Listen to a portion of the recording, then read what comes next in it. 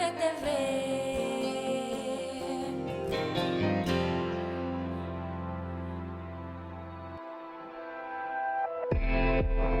Hablemos.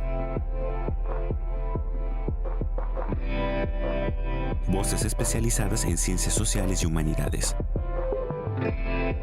Historia, antropología, literatura, estudios políticos e internacionales, agua y sociedad. Divulguemos la ciencia. Hablemos. ¿Qué tal? ¿Cómo están? Bienvenidos a este espacio del Colegio de San Luis. Nos da mucho gusto que nos estén acompañando. El día de hoy tenemos a un gran invitado y que, bueno, pues nos ha permitido esta pandemia acercarnos con gente que habitualmente nos cuesta un poquito más de tiempo, de trabajo, estar presenciales, pero hoy, gracias a esta tecnología, bueno, pues lo tenemos enlazado y lo vamos a disfrutar, a platicar, a hacer una charla. Él es Francisco Marmolejo. Y bueno, pues ya le iremos platicando un poquito más porque tiene toda una trayectoria que con solo empezar a leerla, pues dan ganas de sentarse, echar un cafecito y platicar con él de muchísimos temas. Así que bueno, pues bienvenido, gracias, buen día por estar con nosotros y Gracias. bueno, pues comenzaremos con esta charla. ¿Cómo estás, Francisco Marmolejo? Gracias por estar con nosotros. Encantado de estar contigo y con tu audiencia, Lidia, y además de tener la oportunidad de compartir perspectivas de todo y de nada. Cuando decías que tarda uno mucho en presentar a otra persona, no es necesariamente por grados o experiencias acumuladas, más bien es por edad, ¿no? Ya es una cuestión de tantos años acumulados. No, bueno, pero déjenme platicarles que, modestia aparte, Francisco Marmolejo, bueno, pues para empezar, déjenme les digo que es un académico mexicano. Actualmente reside en Qatar, en donde se desempeña como presidente de la División de Educación Superior de la Fundación Qatar para la Educación, la Ciencia y el Desarrollo de la Comunidad. Pero bueno, pues también es un orgullosamente egresado de la Universidad Autónoma de San Luis Potosí. Él, bueno, si bien nació en Ojuelos, Jalisco, cursó por acá su alma mater, digamos, está aquí en San Luis Potosí. Ha ocupado importantes cargos en diversos espacios que van desde, bueno, pues déjenme les platico algunos para no meter la pata. Estuvo, por ejemplo, como coordinador global de educación superior desde la sede del Banco Mundial en Washington, también como director ejecutivo del Consorcio para la Colaboración de la Educación Superior en América del Norte, como vicerrector asistente de programas del continente americano en la Universidad de Arizona, con quien ustedes saben, el Colegio de San Luis trabaja muy de cerca. Y bueno, pues ha tenido otros cargos que tienen que ver también con el Consejo Académico Estadounidense para la Educación Superior, como el primer mexicano en 1994. Y bueno, ya le platicaremos en la cápsula con la que cerramos este primer bloque, una breve semblanza de su amplia e interesante trayectoria. Francisco Marmolejo, cuéntanos un poco qué pasa después de que cursas aquí en la Universidad Autónoma de San Luis Potosí tu licenciatura en Administración Agropecuaria y tu maestría en Administración. ¿Cómo das este brinco a todo este, pues a este contexto internacional? ¿Qué haces? ¿Qué te lleva? ¿Qué te interesa? ¿Por qué logras trascender más allá de lo que originalmente tenías como en tu entorno? Muchas gracias, Lidia. Fíjate que es muy interesante porque cuando yo era niño, para mí lo internacional era viajar de Ojuelos a San Luis Potosí. Digamos, eso era la gran experiencia, digamos, el salirte de tu contexto. Y naturalmente, bueno, desde muy niño a mí me interesaron los temas de la vida pública, de lo que pasaba en México. Yo recuerdo una de las primeras ideas que tengo de mi niñez es sentado a un lado de mi padre, según yo leyendo el periódico, porque él estaba leyendo el periódico, o conversando con mi madre, por ejemplo, acerca de aprenderte las capitales del mundo, ¿no? Entonces, esta era parte de esa vivencia que va construyendo al final de cuentas digamos, el perfil de cada persona. Me gustaba mucho interactuar cuando había gentes que venían de otras partes del mundo, conocer cómo eran las cosas en otro lugar. Traté de irme a estudiar al término de la licenciatura un curso que ofrecían en Italia, no me aceptaron. En fin, siempre tenía este gusanito de lo internacional por ahí, tratando de hacer huella, ¿no? Y bueno, cuando yo termino la maestría, yo trabajaba aquí en la Universidad Autónoma de San Luis Potosí, la universidad vivió un momento muy difícil, que ya algunos historiadores lo empiezan a documentar, cuando hubo una importante crisis institucional, deja de dirigir la universidad el rector Rodríguez, hay un nuevo rector, Alfonso Lastras. En aquel entonces yo estaba con la idea de buscar nuevos horizontes académicos, hacer mis estudios doctorales. Así que en esta coyuntura me voy yo a la Ciudad de México a hacer mi doctorado a la UNAM. Y mientras yo trabajaba en la UNAM, en una ocasión me invitan a trabajar a la Universidad de las Américas, una universidad bilingüe internacional. Llego a esta universidad, tengo la fortuna de llegar a ser vicerrector de la misma, y entonces, por necesidad de mi trabajo, me empiezo a involucrar en las cosas internacionales, con un interés muy marcado por los antecedentes que te mencionaba. Y bueno, pues ya por ahí fuimos caminando, no tuve que aprender, es más, creo que nunca lo aprendí bien. Siempre digo que yo hablo Spanglish y bueno, conforme ha pasado la vida he ido involucrando e incursionando espacios internacionales, mucho con la idea de que lo internacional empezó en mi pueblo, pero continúa en el resto del mundo.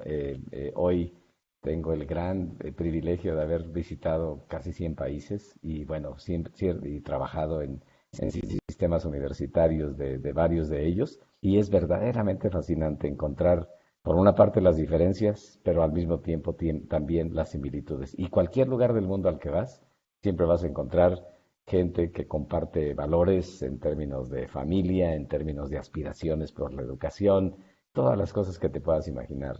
Digamos, esto es, al final de cuentas, un viaje que yo creo que muchos deben tratar de tener, no amilanarse, no pensar que por el hecho de estar en Ojuelos o en San Luis Potosí o en cualquier otro lugar no podemos aspirar a tener perspectivas globales, por supuesto sin perder nuestras perspectivas locales también. ¿Qué has encontrado de coincidencia, digamos? Has estado en el Banco Mundial, en la OCDE, trabajando para gobiernos de diferentes países u organizaciones mundiales, internacionales, que tienen que ver de una u otra forma con el desarrollo, con la educación. ¿Cuál dirías que es el papel justamente de este factor, del factor educación? Recientemente ofreciste una conferencia en la Universidad Politécnica en la que escuchábamos algunos datos importantes y bueno, el tema justamente era educación superior, ciencia y tecnología en San Luis Potosí, los próximos 25 años. Y me gustaría escuchar que nos comentaras un poco sobre este factor justamente, sobre este factor educativo. Sí, mira, la evidencia es muy clara, Lidia.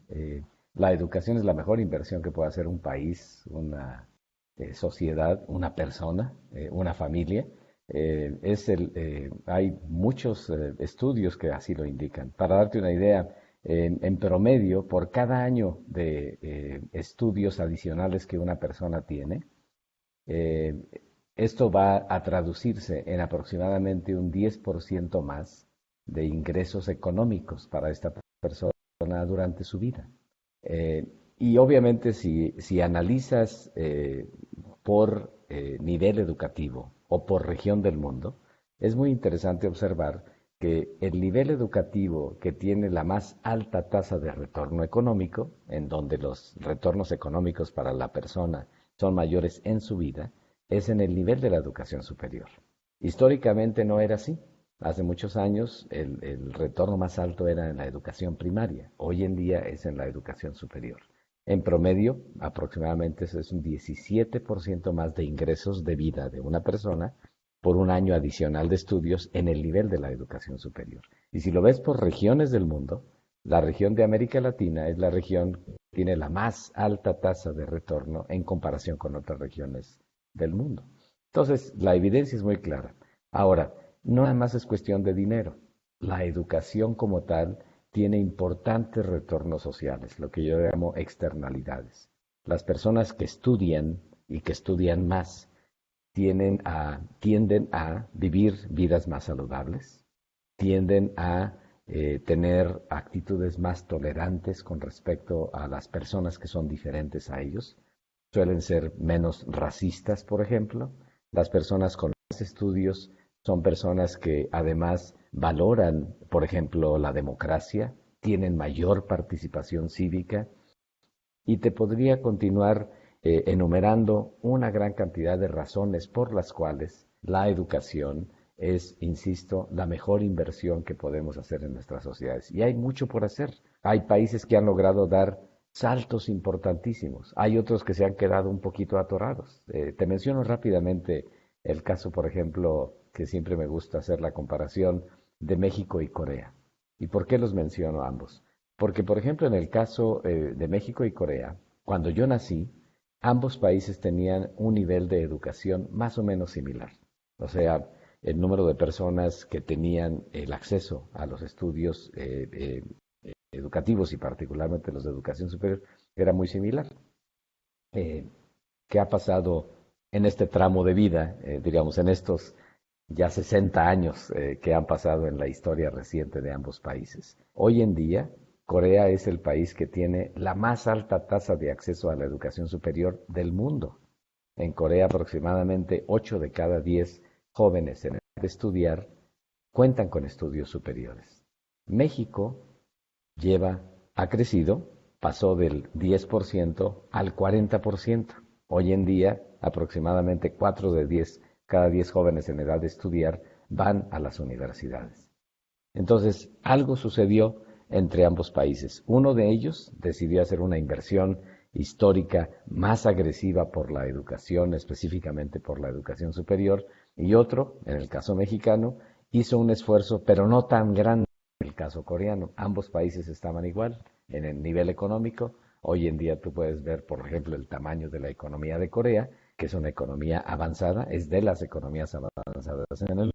México es una economía de desarrollo medio que no logró dar este brinco tan significativo. Entonces, es un buen ejemplo de las tantas cosas que tenemos que hacer en el mundo para hacer que la educación sea una educación de calidad, de relevancia y sobre todo que brinde equidad de oportunidades, que sobre todo sea educación que esté disponible con dignidad para aquellos que no han tenido el privilegio de la misma, porque es el principal factor de movilidad intergeneracional. O sea, cuando hay la oportunidad de que en una familia una persona logra contar con estudios particularmente superiores, las posibilidades de que esa familia haga una transición, por ejemplo, para salir de la extrema pobreza o de la pobreza o para llegar a niveles de ingreso medio, es muchísimo más alta que para el caso de personas que no tienen esta oportunidad. De tal suerte que la educación debe convertirse en un factor promotor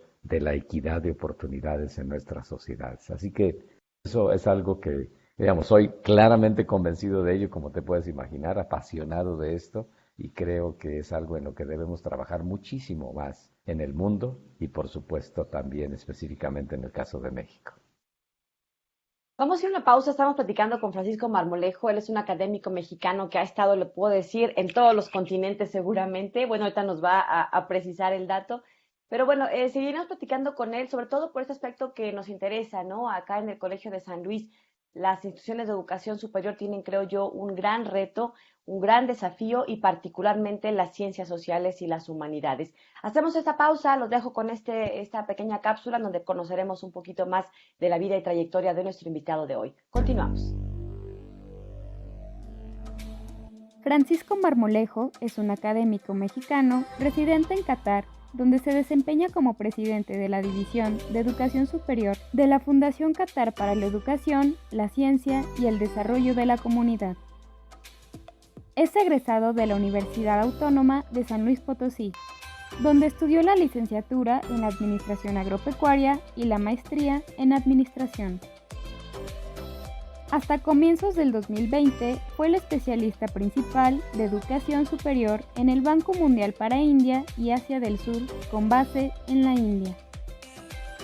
En 1994 fue el primer mexicano seleccionado para servir como académico del Consejo Estadounidense de la Educación Superior. Ha recibido importantes reconocimientos, entre los que destacan Doctorado Honoris Causa, Universidad Autónoma de San Luis Potosí, Premio Pey y Alteño Distinguido por el Gobierno del Estado de Jalisco.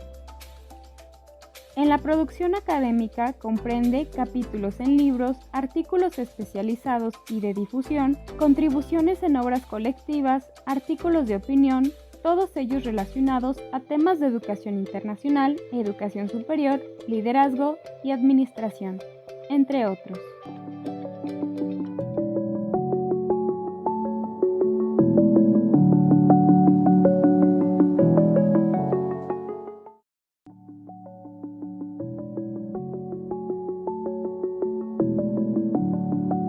Estamos de regreso y continuamos platicando con Francisco Marmolejo. Él es un académico mexicano que yo decía que ha andado por muchos rincones del mundo y la verdad es que sí, ya comentábamos que está al frente ahora de esta fundación en Qatar. Bueno, es presidente de la División de Educación Superior de la Fundación Qatar para la Educación, la Ciencia y el Desarrollo de la Comunidad, pero bueno, ha estado en la India, en Estados Unidos, en diversos países en los que, bueno, pues a través de su trabajo ha estado aprendiendo y aportando, por supuesto.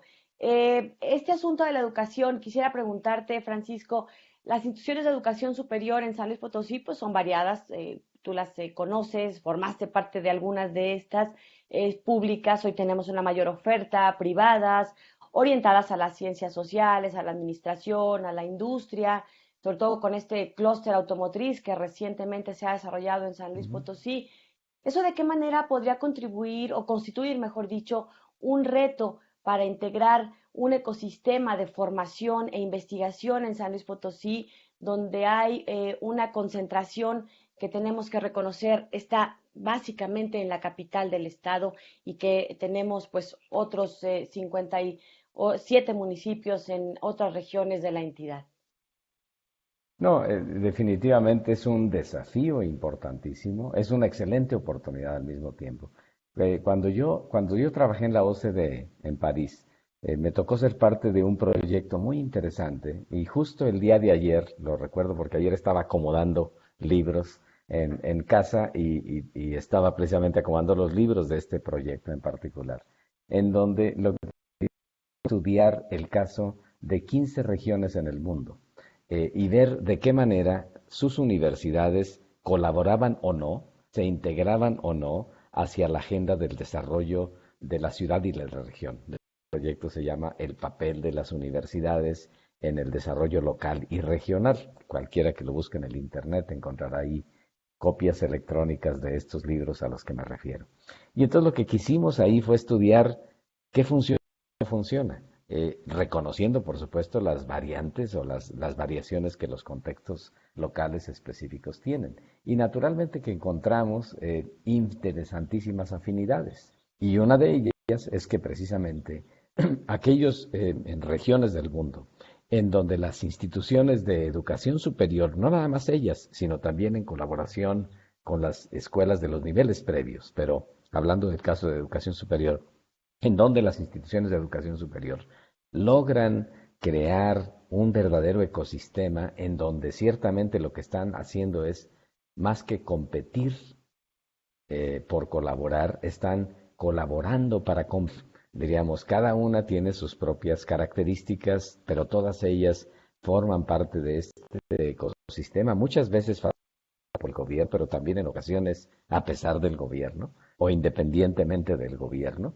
Pero cuando se logra dar esta conjunción entre el esfuerzo de colaboración entre las instituciones y después con los importantes actores de la sociedad, y con ello me refiero, por supuesto que al gobierno, me refiero a las empresas, a los empleadores, y me refiero también a las organizaciones de la sociedad civil o de base de la comunidad. Digamos, cuando se logra generar este tipo de sinergias de colaboración, llegamos a esquemas de ganar-ganar. Entonces, hoy en San Luis Potosí, a mi juicio, diríamos con la perspectiva, diríamos, tal vez parcial que yo tenga por el hecho de que no en San Luis, aunque por supuesto que trato de mantenerme lo más que puedo al tanto de lo que pasa en San Luis Potosí, pero diríamos reconociendo esta limitante que representa no poder estar físicamente en San Luis Potosí como yo quisiera más tiempo, pues naturalmente que en el caso de San Luis Potosí vemos este tipo de circunstancias también, así lo veo yo. O sea, tenemos instituciones, tenemos una amplia diversidad de instituciones, Cuando yo era estudiante universitario había pues prácticamente nada más 3 instituciones de educación superior en San Luis Potosí. Eh, Hoy en día hay, si mal no recuerdo, más de 60 instituciones de educación superior. Lamentablemente, como dices tú, Lidia, la mayor parte de ellas concentradas en la ciudad capital o en la zona metropolitana. Entonces, San Luis tiene ingredientes para ellos. Tiene un sector, diríamos, empresarial dinámico, ciertamente muy facilitado por la llegada de los clústeres de empresas automotrices. Tiene, por supuesto, diríamos, las instituciones. Hay, por supuesto, enormes demandas sociales. En fin, veo yo las condiciones para que San Luis pueda generar precisamente este polo de vinculación entre instituciones de educación que permita precisamente tener una agenda más activa en el desarrollo de la región, en el desarrollo, por supuesto, del Estado. Pero eso implica, por supuesto, naturalmente, dar pasos más explícitos. Sé que en el pasado ha habido esfuerzos, alguna vez incluso, si mal no recuerdo, existió el polo de universidades de San Luis o algo así por el estilo, en donde, por supuesto, el Colegio de San Luis ha participado activamente. Ciertamente, la pandemia nos ha complicado la existencia a todos y ha sido precisamente una de las circunstancias que ha complicado. He tenido el gusto de conocer algunos de los esfuerzos en el actual gobierno, el secretario de Educación y el gobernador. He tenido la oportunidad de conversar con ellos. He visto el esfuerzo de Coposit. Instituciones tan importantes como el Colegio de San Luis activamente están también involucrados. En fin, veo las condiciones para que aprovechemos esta circunstancia y nos movamos, diríamos, al siguiente nivel. Yo espero que las próximas autoridades estatales y locales, en el caso de San Luis Potosí, tomen esta agenda como una agenda que no es precisamente una agenda de educación, pero sobre todo una agenda de desarrollo de la región, una agenda de desarrollo de la comunidad. San Luis Potosí está a la altura de los retos nacionales y si es así, ¿qué debemos aprovechar? Y si es un no tu respuesta, ¿qué debemos implementar? Bueno, parte de lo que mencionaba ahora, a mí me parece que San Luis tiene condiciones para esto. Por supuesto, algunos de los indicadores básicos de particularmente el caso que veo, que es el caso de educación superior, creo que ha habido importantes avances. Todavía San Luis se encuentra ligeramente por debajo de la media nacional por ejemplo, en el tema de acceso a la educación superior. Se encuentra por encima de la media nacional, por ejemplo, en temas relacionados con esfuerzos de investigación, número de investigadores en el Sistema Nacional de Investigadores, clústeres de investigación a nivel de educación superior. En fin, hay algunos indicadores interesantes. Debo decirte que, por ejemplo, en el caso del tema del acceso a la educación superior, San Luis ha tenido un crecimiento muy rápido, pero todavía se encuentra ligeramente por debajo de la media nacional. Yo diría que, diríamos, pensar en los promedios no me parece que sea precisamente la mejor idea. Lo que creo que tenemos que hacer es fijarnos horizontes más ambiciosos.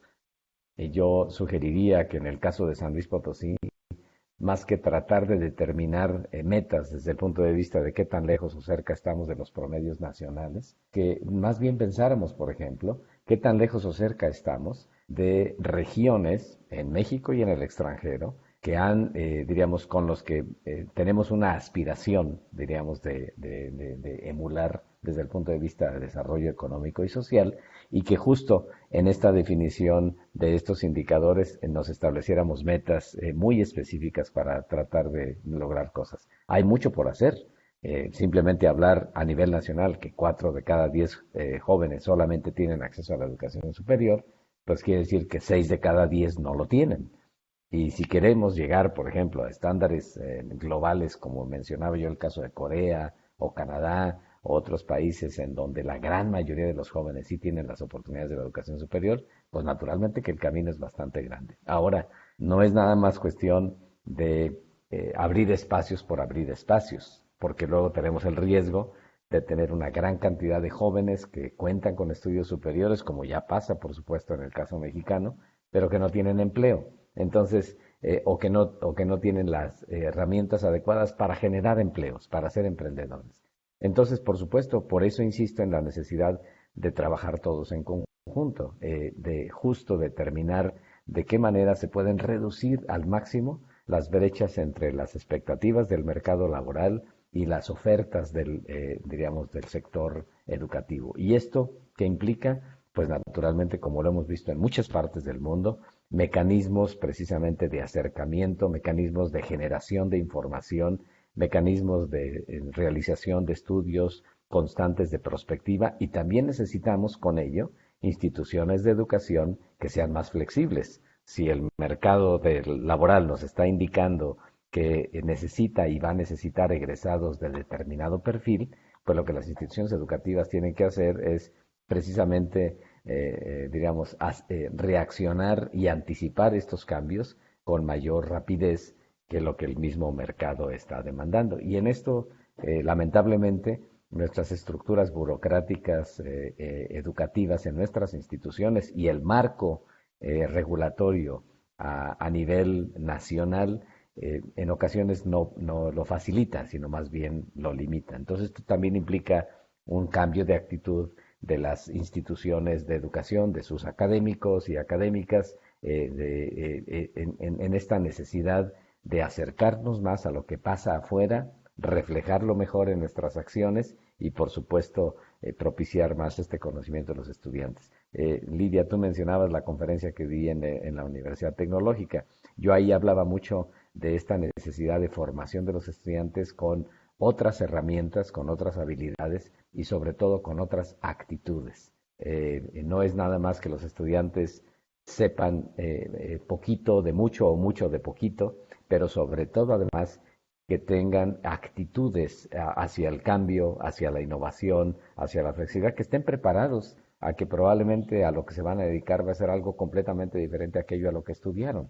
Y no está mal eso. Al final de cuentas, en las universidades debemos, yo siempre digo, lo que tenemos que hacer es lograr despertar la curiosidad de los estudiantes para que puedan seguir aprendiendo el resto de su vida. Si logramos esto, estamos haciendo un buen servicio a la sociedad. Y vamos a ir a una pausa y regresamos para seguir platicando con nuestro invitado de hoy. Es Francisco Marmolejo, un académico mexicano que tiene la experiencia de haber estado en importantes sitios, aportando, aprendiendo, insisto, y que bueno, pues hoy estamos platicando justamente de esto, de los retos que tiene San Luis Potosí y la educación, el papel de la educación, pero también de las ciencias sociales, que creo que es un ingrediente por ahí que esta pandemia nos ha venido a confirmar la importancia de las ciencias sociales y las humanidades. Hacemos una pausa y continuamos. La economía en México se caracteriza por la diversidad regional y su creciente apertura. Según la Organización para la Cooperación y el Desarrollo Económicos, 500,000 de egresados ingresan cada año en el mercado laboral y México confía en ellos para progresar en las cadenas de valor mundiales. El sistema educativo mexicano, desde la educación primaria a la educación superior, ha experimentado un crecimiento exponencial desde 1950, pasando de 1 a 36 millones de estudiantes, logrando así prácticamente la escolarización universal hasta el nivel de educación secundaria. Sin embargo, un gran número de estudiantes abandonan la educación media superior y en la actualidad se prevé que solo el 56.3% de los mexicanos terminen este nivel de estudios. En la actualidad, México tiene la proporción más baja entre los países de la OCDE, de adultos entre 25 a 64 años con un título de educación superior, siendo el 17%.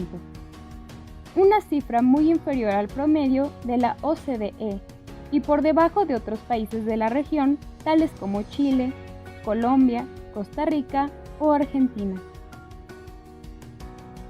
En San Luis Potosí, 1 de cada 3 jóvenes cursan algún grado escolar.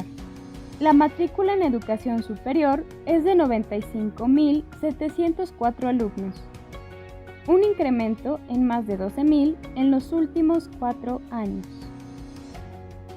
Según un estudio de la Organización Internacional del Trabajo, Desde el comienzo de la pandemia, más de 70% de los jóvenes que estudian se han visto afectados adversamente por el cierre de escuelas, universidades y centros de formación.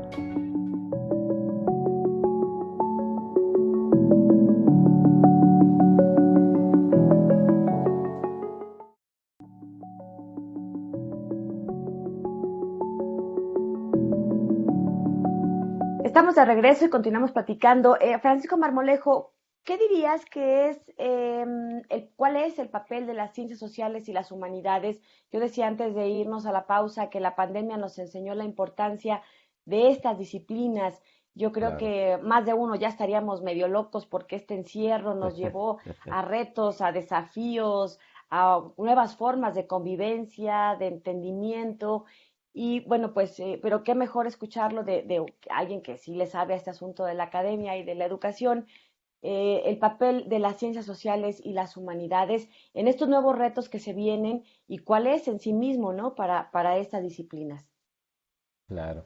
Sí, mira, Lidia, lo mencionabas claramente. La pandemia yo creo que ha sido una sacudida que hemos tenido prácticamente en todo lo que tiene que ver con nuestras instituciones y por supuesto nuestra manera de vivir y la operación de nuestros sistemas económicos, la fábrica social, etcétera, etcétera.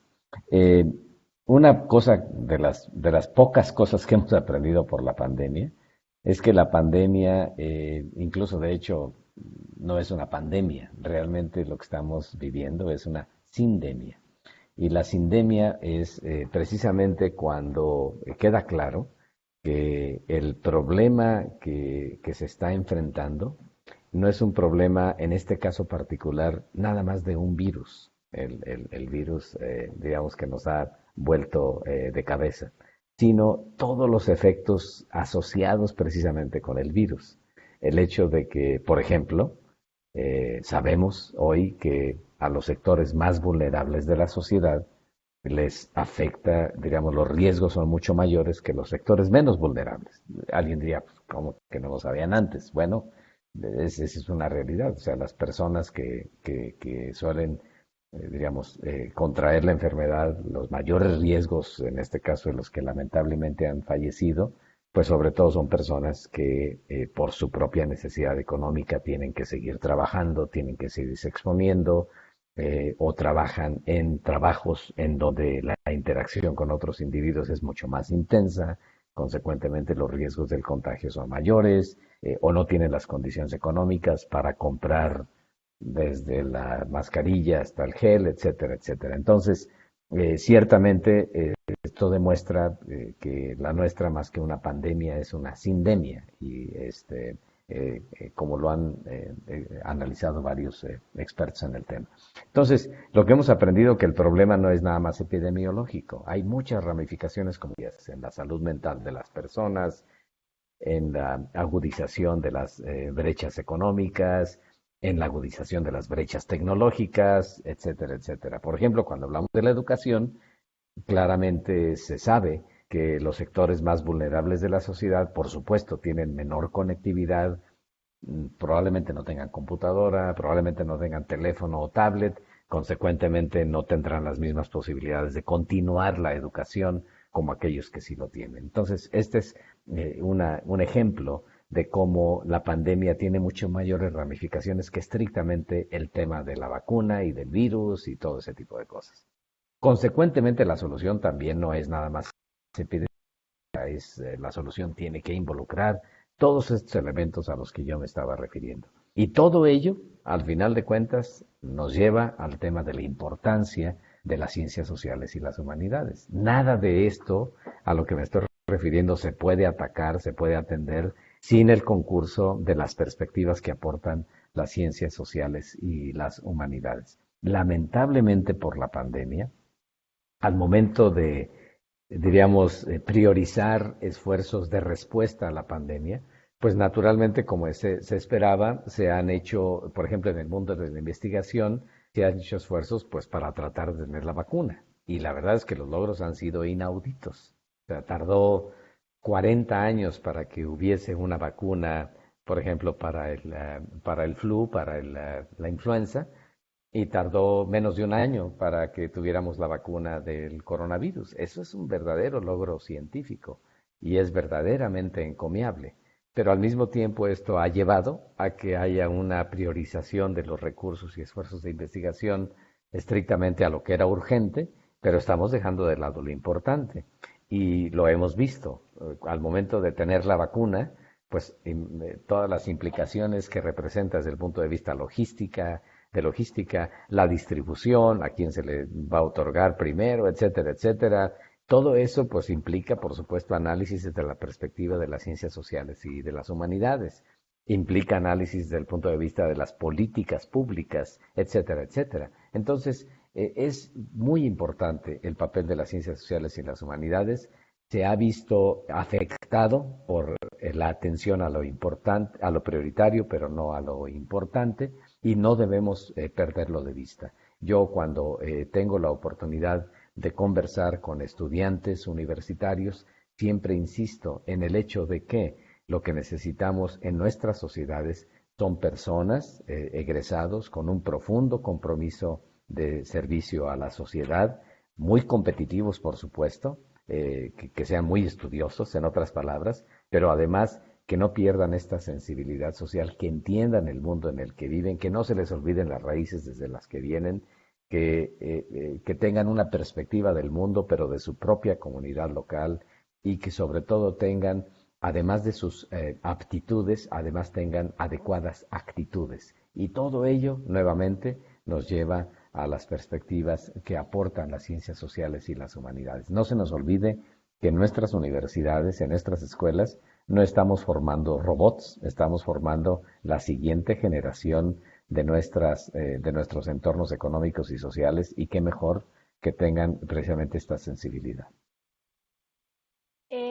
Los pueblos originarios, en San Luis Potosí tenemos un buen número de población, en Nahua, Tenec, me falta uno, Pame, Náhuatl y Tenec, y bueno, pues los pueblos son más de 60 en todo nuestro país. ¿Cómo incorporar, cómo integrarlos? ¿Son parte de esos grandes desafíos que tiene todavía pendientes nuestro país? Por supuesto, yo creo que una de las grandes facturas por pagar que tenemos en el país tiene que ver con los pueblos originarios. Y yo diría que eso es algo muy paradójico, ¿no? Porque los mexicanos en general somos muy orgullosos de nuestras raíces, de nuestra multiculturalidad, de nuestra historia, pero hacemos un flaco favor con nuestros connacionales que se identifican como parte de los pueblos originarios.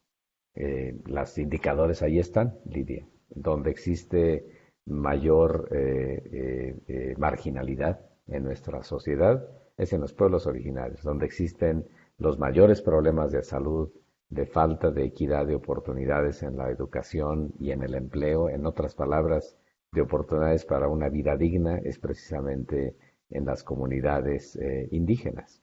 Y esto es paradójico, lo decía, porque cuando estamos pensando en la necesidad de que una de las habilidades y actitudes importantes de los ciudadanos integrales del futuro deba ser la de personas multiculturales desde el punto de vista de las perspectivas, que entiendan la importancia de la diversidad. Curiosamente, solemos pensar que la única manera de aprender esto, por ejemplo, es salir al extranjero, es conocer personas de otras culturas, de otros países, cuando tenemos en nuestra casa, en nuestra región, en nuestro país, esa enorme riqueza multicultural que tenemos que aprender, que tenemos que valorar, que tenemos que celebrar y sobre todo que tenemos que dignificar. Y todo esto implica, por supuesto, asegurarnos que esta deuda histórica y esta, diríamos, inequidad de oportunidades que afecta sobre todo a las comunidades indígenas tiene que atenderse. Yo recuerdo hace varios años, Lidia, cuando yo trabajaba en la Universidad de Arizona, En una ocasión tuve oportunidad recuerdo, de tener una interacción con estudiantes yaquis en la Universidad de Arizona. Y entonces en esta interacción no se me olvida que los estudiantes me decían, nosotros somos primero yaquis y luego mexicanos. Porque empezaba yo a interactuar con ellos y les decía, ustedes son mexicanos. Y me dijeron, no, somos yaquis. Vivimos en México, somos de México, pero somos yaquis. Y esto a mí, en lo personal, diríamos, me ayudó a abrir mucho esta perspectiva en la que probablemente yo no pensaba, diríamos, no era algo consciente, pero era algo que de alguna manera formaba parte de mi patrón de análisis de una perspectiva que no estaba tomando en consideración. Así que sí, tenemos una deuda importante. Yo creo que no debemos verlo con una actitud asistencialista. Ahí es donde también veo que en ocasiones hemos fallado mucho, y esto lo he visto en muchas partes del mundo. Vean, por una parte hay que reconocer que hemos fallado como sociedad, pero tampoco debemos responder con actitudes asistencialistas, porque lo que tenemos que hacer es brindar, diríamos, una dignificación de oportunidades. Esto implica, entre otras cosas, Lidia, reconocer también sus propias perspectivas y además aportar las condiciones para el desarrollo de las mismas. He visto el caso muy interesante en diversos países de tanto universidades como programas que están directamente enfocados a reconocer este marco de referencia que, digamos, de entender el mundo y de entender las respuestas al mundo que existen en las comunidades, en los pueblos originarios, y que creo que tenemos que incorporar en nuestros sistemas de educación. Mucho que aprender, sobre todo de su vida comunitaria, de su participación, Exacto. de esa manera de involucrarse, ¿no? En su propio desarrollo como colectividad. Vamos a ir a nuestra última pausa y regresando, pues ya nos vamos a relajar un poquito más, que nos cuenten más de sus historias, de sus anécdotas, de qué significa estar viviendo en Qatar. En fin, quiero preguntarle muchas cosas. Yo por mí me aventaba otro programa de pura semblanza de vida, porque creo que todas estas historias que debes haber recogido ya en la India, en París, en Washington, seguramente son aprendizajes para la vida precisamente. Hacemos esta pausa y regresamos. Les recuerdo que este programa lo puede usted ver los martes en estreno aquí a través de 9TV, a quien agradecemos las facilidades para la producción del mismo, y mañana miércoles ya lo puede ver en el canal de YouTube de El Colegio de San Luis. Continuamos.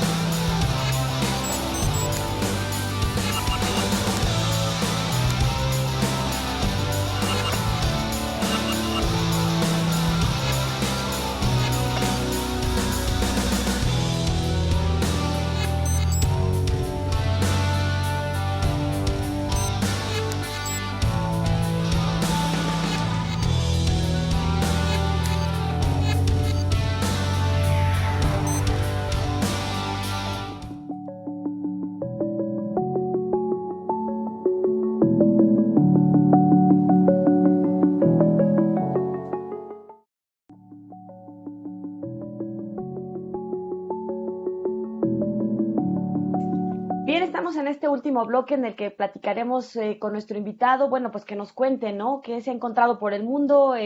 Primero, bueno, pues me gustaría preguntarte a qué se refiere esta chamba que ahora tienes, esta chamba, por llamarla de manera más coloquial, nada más y nada menos que presidente de la División de Educación Superior de la Fundación Qatar para la Educación, la Ciencia y el Desarrollo de la Comunidad.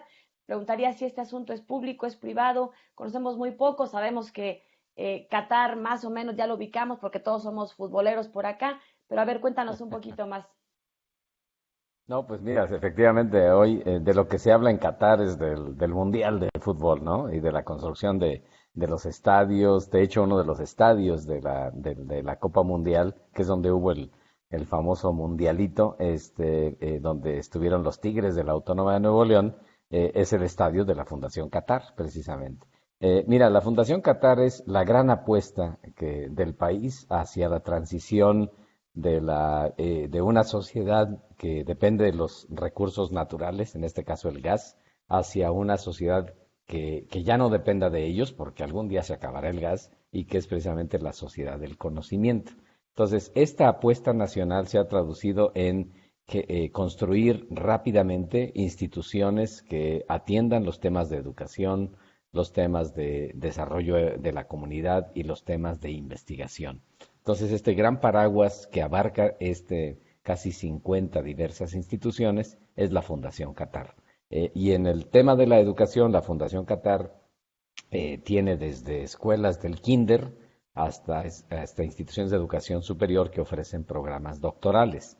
Y en el caso de la educación superior, que es la parte que en la que yo trabajo, es un ecosistema de 8 universidades. Una es la Universidad de la Fundación Qatar, la Universidad Hamad bin Khalifa University, pero también hay el resto de las instituciones son universidades de otras partes del mundo, particularmente, sobre todo de Estados Unidos, que fueron invitadas a operar sus campus universitarios en el país. Entonces tenemos la universidad, por ejemplo, la Texas A&M University, o por ejemplo Georgetown University, Carnegie Mellon University, la Universidad de Cornell, en fin, universidades bastante bien reconocidas en el ámbito internacional que operan o que tienen sus campus universitarios para la región del Golfo, precisamente en Qatar. Hace algunos años, como tú lo dices, Lidia, pues Qatar es un país que no ubicamos muy bien en el mapa, es un país pequeñito, es un país del tamaño del estado de Querétaro, con una población similar en tamaño a la de San Luis Potosí, en donde la gran mayoría de quienes vivimos en Qatar, el 85%, somos extranjeros. Entonces es un país muy interesante, multicultural, diríamos gente de todo el mundo, y como te digo, además la sociedad de Qatar es una sociedad que tiene claramente definido que quieren hacer esta importante transición.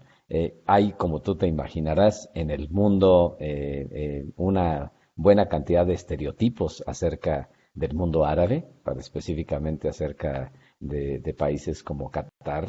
Hay gente que cuando conversamos me dicen, cuídate mucho, la situación, porque allá hay muchos conflictos, y yo les digo, pues aunque no lo crean, Qatar particularmente, en los rankings de estos temas, está considerado como el segundo país más seguro del mundo. Literalmente en Qatar tú puedes salir de tu calle a la calle dejas la puerta abierta de tu casa y no pasa nada. La tasa de crimen es de las más bajas del mundo. Entonces yo digo, cuando me dicen cuídate, a mis amigos de México, yo les digo, pues más bien cuídense ustedes, porque se me hace que la situación en México no es exactamente como la situación en Qatar. En fin, ese es parte de mi trabajo en este interesantísimo ecosistema de innovación que es la Fundación Qatar, verdaderamente único a nivel global. Justo el factor innovación creo que se hace presente y que me gustaría que nos comentaras qué te has encontrado del factor innovación en todos estos lugares del mundo y cuál dirías que es el papel en el desarrollo. Híjole, pues mira, yo siempre creo que el tema del papel de la innovación es un tema, por supuesto, de actitud también. O sea, si no nos atrevemos como personas a cuestionar nuestros dogmas, nuestros supuestos, pues naturalmente que nunca vamos a mejorar y nunca nos vamos a superar, ¿no? Al menos que nos atrevamos a decir, a poner sobre la mesa, digamos, nuestras fortalezas y nuestras debilidades, pues naturalmente que nunca vamos a poder atender nuestras debilidades ni a potenciar nuestras fortalezas.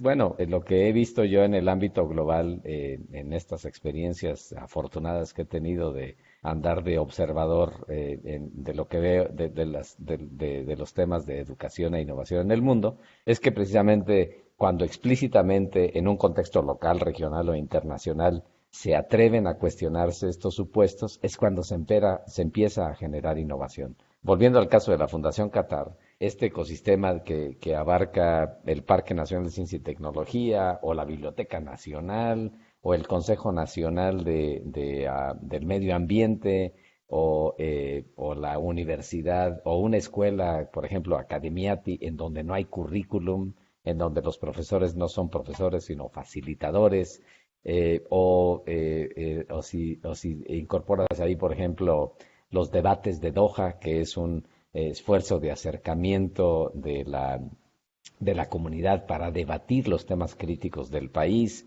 o en fin, una serie de diversos entidades que forman parte de esta paraguas de la fundación.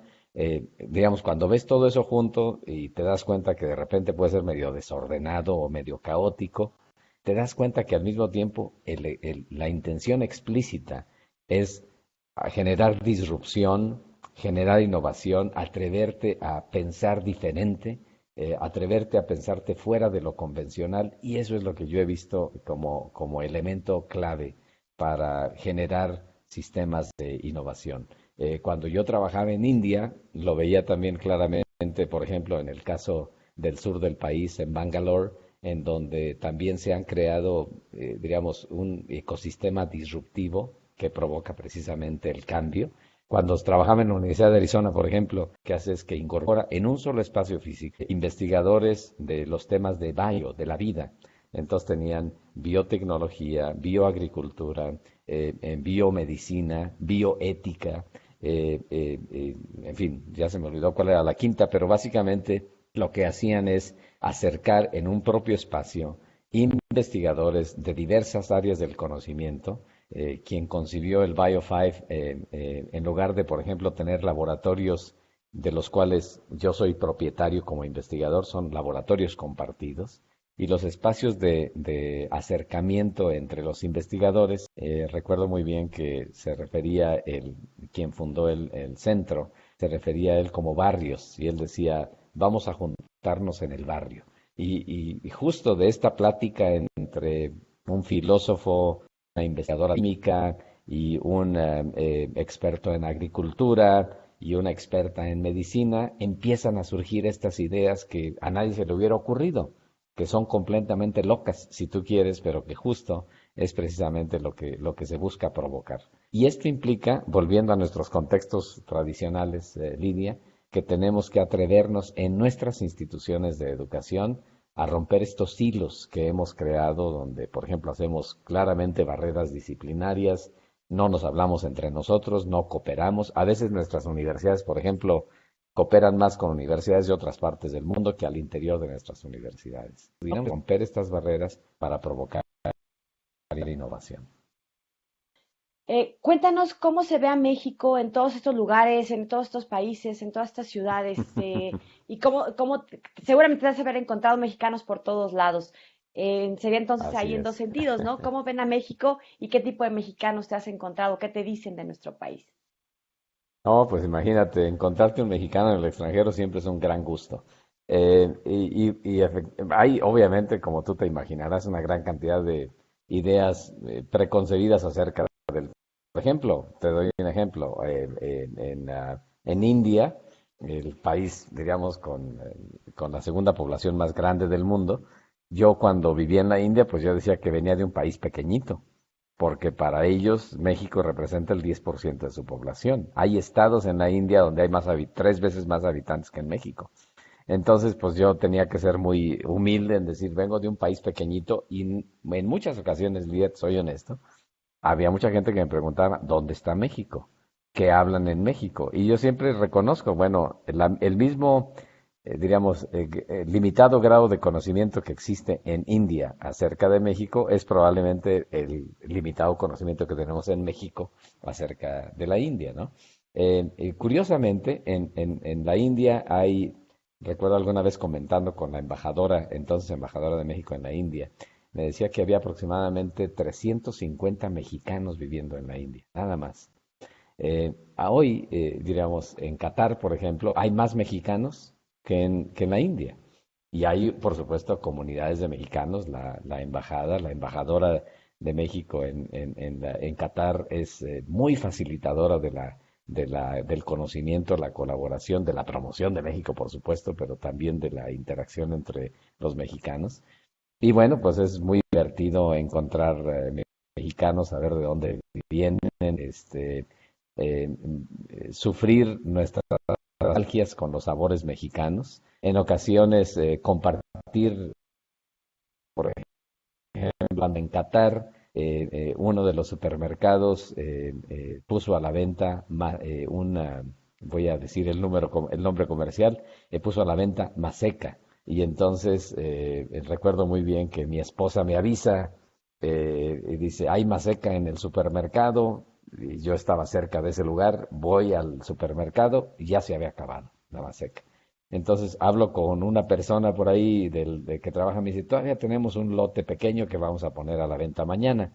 Bueno, al día siguiente fui, compré la Maseca, que era un gran tesoro para nosotros, pero recuerdo que el empleado del supermercado me dice, oiga, ¿y qué es eso? Dice que pues, de repente ayer llegó una horda de mexicanos que literalmente asaltaron el supermercado por la Maseca. Le dije, bueno, él era de la India, entonces le decía, mire, pues es como si como si de repente llegara aquí el naan, que es el pan de la India, que es muy popular. En fin, así como eso te puedo contar miles de anécdotas, Lidia, de lo que representa vivir fuera del país, extrañar al país y al mismo tiempo tener puesto un gran orgullo de seguir vinculados a nuestra tierra. Francisco Marmolejo, te agradezco muchísimo que nos hayas dado esta oportunidad. Créanme que, bueno, pues ha sido importante tenerte acá y sobre todo, bueno, pues que nos haya dado las facilidades. Entendemos que estás aquí en San Luis por unos días, tu agenda está llena, estás trabajando con horarios de Qatar. Estamos grabando este programa a las 7 de la madrugada. Créanme que para estos horarios, ustedes saben que generalmente lo hacemos en la media mañana, media tarde. Entonces, bueno, pues infinitamente agradecida con este espacio que nos ha dado y con estas informaciones, con estos conceptos, con esta claridad de ideas que nos has compartido y que bueno, que seguramente, pues yo espero que no sea la primera y única vez que nos acompañes en este espacio. Encantado, Lidia, ha sido un verdadero placer y saludos a tu auditorio. Muchísimas gracias y bueno, pues nos vamos, los dejo con esta agenda Colsan, son los eventos importantes que tendremos en los próximos días aquí desde el Colegio de San Luis. Soy Lidia Huache, pásela bien, gracias, hasta la próxima.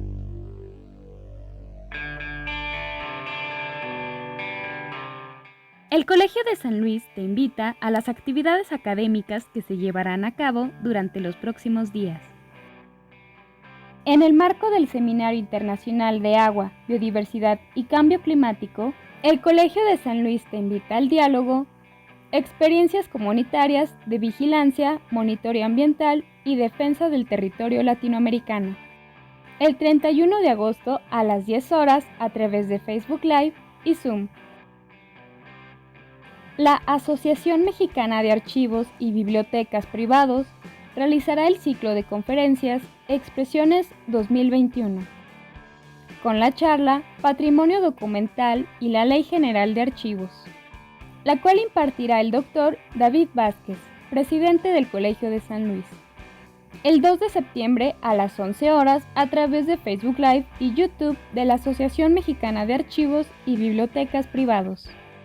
Se llevará a cabo la presentación editorial Mediaciones de la Naturaleza y Sociedad en el Riesgo Desastre, el 14 de septiembre a las 18 horas a través de Facebook Live y YouTube del Colsan.